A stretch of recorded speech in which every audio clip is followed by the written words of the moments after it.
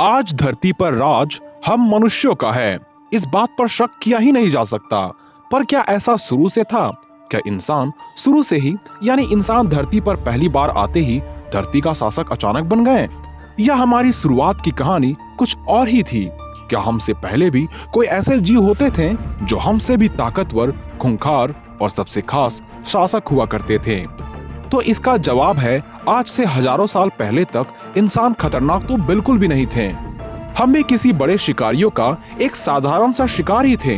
धरती पर रहने वाले कई ऐसे खूंखार जीव पाए जाते थे जिन्होंने इंसानों का लगभग समूल नाश कर ही दिया था, पर कुदरत का फैसला शायद कुछ और ही था। इसी वजह से जलवायु परिवर्तन ने इंसानों के शिकारियों का धरती से समूल नाश करके रख दिया, वरना आज ना तो यूट्यूब होता और ना ही ये वीडियो आप देख पाते। और इंसानों के कुदरती शिकारियों की अनुपस्थिति तथा इंसानों के दिमाग के विकास ने हमें कम ताकतवर होने के बावजूद भी शासक कहलाने वाला ताज मिला। पर आज के इस वीडियो में हम जानेंगे कि ऑस्ट्रेलिया में आज से 50,000 साल पहले जब इंसान इस धरती पर मौजूद थे, तब उन्हें किस डर का सामना करना पड़ता था। वे कौन से जीव थे जो इंसानों के लिए जीते जागते मौत हुआ करते थे। पर वीडियो में आगे बढ़ने से पहले वीडियो को लाइक और हाइप करना बिल्कुल न भूलें। नंबर 1, मेगालोनिया। अगर ऑस्ट्रेलिया का कोई जीव सिर्फ दिखने से ही मौत का एहसास करवाता तो वो होता मेगालोनिया, जिसे मौत का जहरीला सम्राट भी कहा जाता है। यह दुनिया की अब तक की सबसे बड़ी जमीनी छिपकली थी। इसकी लंबाई 7 मीटर तक पहुंच सकती थी, मतलब आज के किसी मिनी बस के आकार का। लेकिन असली डर इसका आकार नहीं था, बल्कि इसे खतरनाक बनाती थी इसकी जहर, जिसे आज के किसी कमोडो ड्रैगन के जहर से भी ज्यादा घातक माना जाता है। इसी वजह से यदि एक बार मेगालोनिया ने किसी को काट लिया तो शिकार भले ही वहां से भाग जाएगा, लेकिन कुछ ही घंटों में जहर शरीर को अंदर से सड़ाना शुरू कर देगी और शिकार कुछ ही दूर जाकर अपना दम तोड़ देगा। ऊपर से मेगालोनिया तो एक इंसान और कमोडो ड्रैगन से 3 से लेकर 4 गुना ज्यादा विशाल है, इसलिए इससे बचकर भाग पाना भी नामुमकिन था। ऊपर से यह जानवर घात लगाकर हमला करता था। यह झाड़ियों में मानो कैमोफ्लाज हो जाता और सही मौका पाते ही सीधे टांगों पर वार करता। अब आप अनुमान लगा सकते हैं कि एक 600 किलो भारी छिपकली जब 50 किलोमीटर प्रति घंटे की रफ्तार से आपका पीछा करे, जिसमें जहर भी भरपूर हो, तब बचने की संभावना लगभग क्या होगी। नंबर 2, क्वीन काना। आज से 25 लाख साल पहले ऑस्ट्रेलिया के धरती ने एक ऐसे जीव को जन्म दिया जो आगे चलकर न सिर्फ पानी बल्कि जमीन पर भी लाखों सालों तक राज करने वाली थी। मिलिए क्वीन काना से, जिसे जंगलों का मगरमच्छ भी कहा जाता है, क्योंकि इस मगरमच्छ के पैरों की बनावट इस तरह थी कि यह जमीन में किसी चौपहिया जानवर की तरह भाग सकता था। इसके पैर लंबे थे, शरीर हल्का और दांत मुड़े हुए होते थे जो मांस को चीरने के लिए ही बने थे। यह छुपकर हमला नहीं करता था, यह सीधे शिकार पर टूट पड़ता। अगर इंसान इसे देख भी ले तो भागने का कोई मतलब नहीं बनता। क्वीन काना तेज था और बेहद आक्रामक।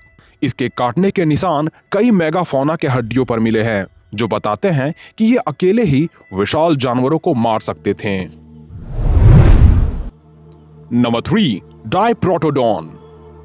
जब प्री हिस्ट्रिक ऑस्ट्रेलिया की जमीन कांपती थी तो उसके पीछे अक्सर एक ही नाम होता था, डायप्रोटोडॉन।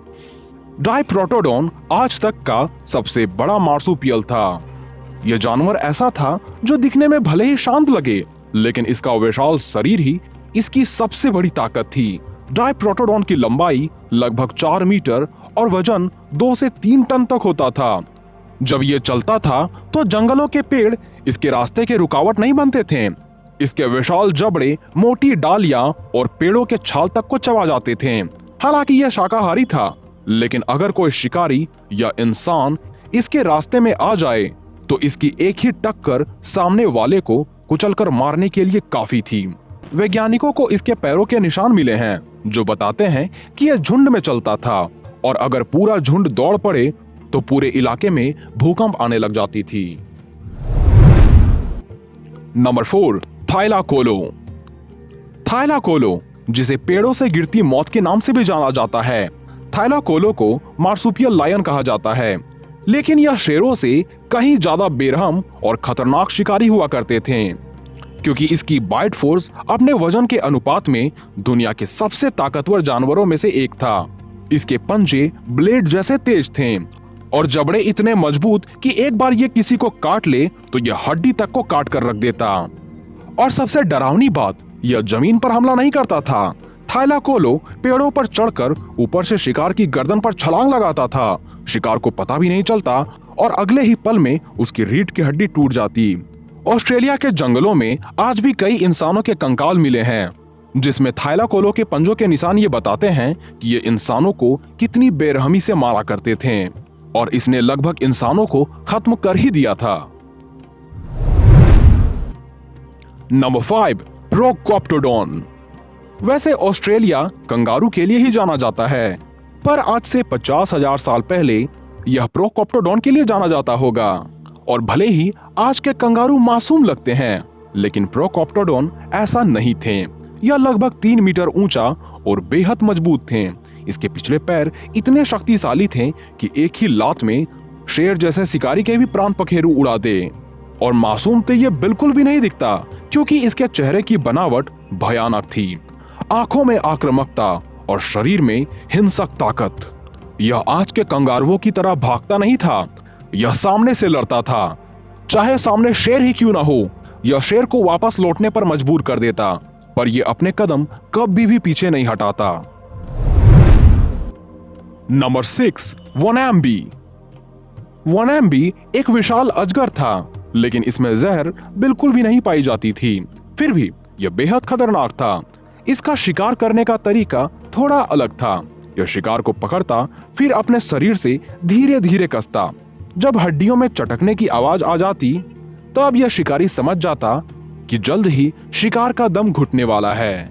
पर एक बात ध्यान दे, यह हड्डियों को सिर्फ इसलिए नहीं तोड़ता ताकि शिकार का दम घुटने से मौत हो जाए, बल्कि यह हड्डियों को तो इसलिए तोड़ता था ताकि उसे साबुत निगला जा सके और शिकार को निगलने में जरा सा भी कठिनाई का सामना ना करना पड़े।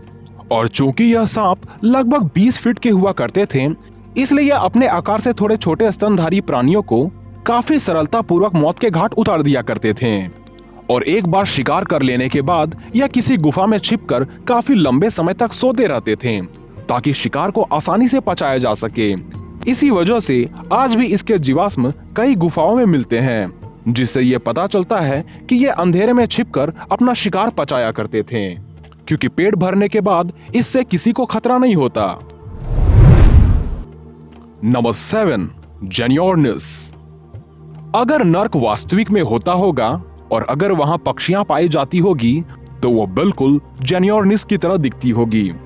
अब भले ही जेनियोर्निस उड़ नहीं सकता था, लेकिन इससे डरना जरूरी था। यह लगभग 2 मीटर ऊंचा और बेहद आक्रामक स्वभाव का हुआ करता था। इसके पैर बहुत ही ताकतवर थे और एक लात में इंसान की पसलियां तोड़ सकते थे। इसके अंडे इतने बड़े थे कि इंसानों को एक अंडा मिल जाए तो दिन भर का वो भोजन बन जाता। अब भले ही जेनियोर्निस दिखने में खतरनाक थे और खुद भी खतरनाक थे, लेकिन इसके अंडों से किसी को खतरा नहीं था, जब तक जेनियोर्निस अंडों की रखवाली ना कर रहा हो। और अक्सर एक बार अंडा देने के बाद यह अंडों की रखवाली उतनी नहीं कर पाते थे। इसी वजह से यह धरती से हमेशा के लिए विलुप्त हो गए, या कहें इंसानों ने इसे विलुप्त कर दिया। नंबर 8, जाइगोमैटूरस।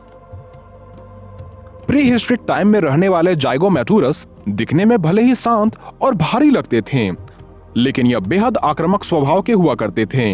इसी वजह से अगर इसे उस्काया जाए तो यह सीधा हमला कर देता और इसके शरीर के वजन और गति के आगे जो भी आ जाए तो उसकी चटनी बनना तो निश्चित था। क्योंकि यह जीव करीब 8 से लेकर 10 फीट लंबा हुआ करते थे, वहीं इसका वजन 700 किलो तक पहुंच जाया करता था। इसी वजह से यह अपना वजन किसी पर रख दे तो उसके बचने की उम्मीद काफी कम हो जाया करती थी। नंबर 9, पैलोरचेस्टस।